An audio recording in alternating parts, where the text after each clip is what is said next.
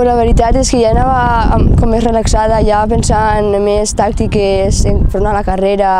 i també donant consells a les meves companyes per a també tindre una tàctica entre nosaltres. I la veritat que tenia bones sensacions abans de la carrera i a veure què es podia fer. Quan vaig començar, l'eixida era prou estreta en forma així com un embut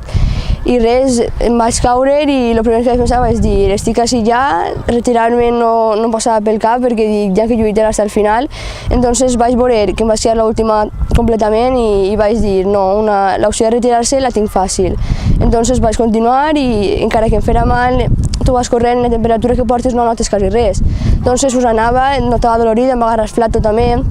que vaig hiperventilar un poc del susto que em vaig emportar, però després ja anaven animant-me, jo mateixa em vaig concentrar i vaig fer el que vaig poder fins que vaig recuperar unes 42 places i em vaig trobar per el que tenia prou bé. Elles digueren que no van tindre cap caiguda ni res, excepte una que va tindre també la mateixa que jo, però va ser menys. Ella va tenir una fractura xicoteta, però al final tampoc va ser res i va ser que van caure una i jo damunt d'ella, però ella va estar en seguida i va continuar. Després, les 4 atletes que anaven per davant us vaig ir molt bé, no van tindre cap caiguda i van estar juntes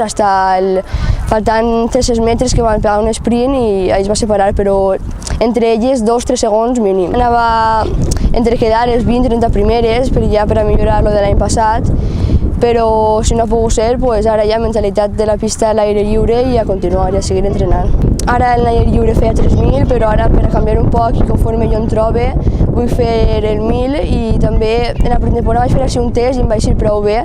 i la mínima està prou més accessible i a veure si podem arribar-se a la mínima o fer-la. Vam tindre el Campionat d'Espanya de cross escolar, que enguany era l'encarregat de tancar la temporada de cross en Guadalajara i van tindre la participació de Sofia Cambra, que va aconseguir la seva classificació al Campionat Autonòmic que es va disputar al Gemesí ja fa un mes. I bé, la veritat és que no van tindre massa sort, tot i que Sofia arriba, jo penso que en un bon moment de forma, però van tindre la mala sort que en l'eixida, en el moment de la prova pot ser més difícil, més complicat, perquè totes les atletes volen pillar posició, doncs comportava aproximadament entre 50 i 60 metres, va patir una caiguda, una forta caiguda, que a banda de fer-li moltes rascades i fer-li prou de mal,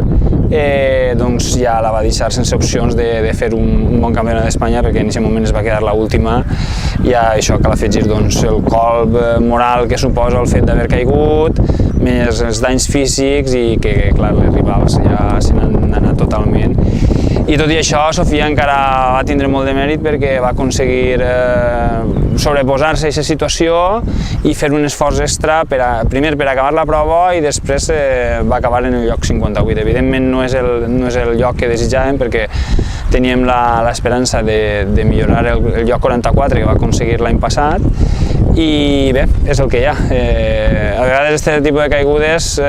la part positiva és que afortunadament no va patir cap lesió greu i s'ensenyen d'això també i la part negativa, doncs clar, a vegades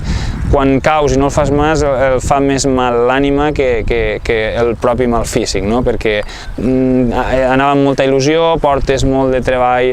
darrere i lògicament doncs, és un palo gran per a l'atleta i per a tot el grup d'entrenament. Enguany Sofia ha fet un pas endavant en els entrenaments i per les referències d'entrenaments respecte de l'any passat havia millorat molt i ella es trobava molt bé, els temps en els entrenaments específics de sèries havien millorat molt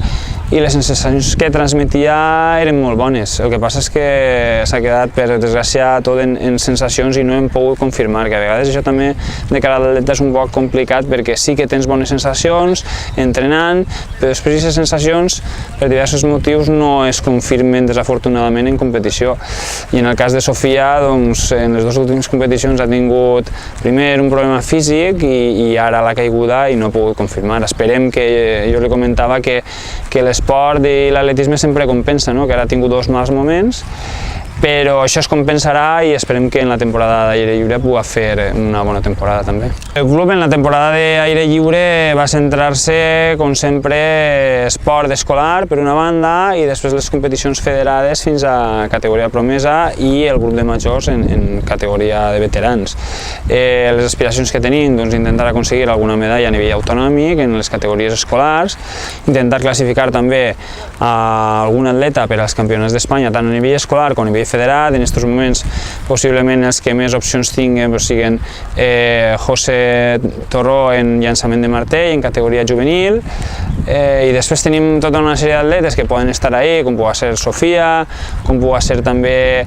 Cristian Marín, Sergi Tomàs, en cadets també tenim alguna opció en Carmen Silvestre en el llançament de martell, és a dir, que tenim diverses opcions, però clar, és una temporada complicada perquè abans, fa uns anys, sí que es feia una transició des de la temporada de pista coberta a la temporada d'aire lliure i ara pràcticament estan juntes, és a dir, per exemple, d'ací 2 setmanes ja tenim la primera competició d'aire lliure per als atletes escolars que en el cas dels fondistes tenien esta setmana el Campionat d'Espanya, és a dir, que pràcticament s'enllaça i és més complicat programar i els entrenaments i arribar en un bon estat de forma.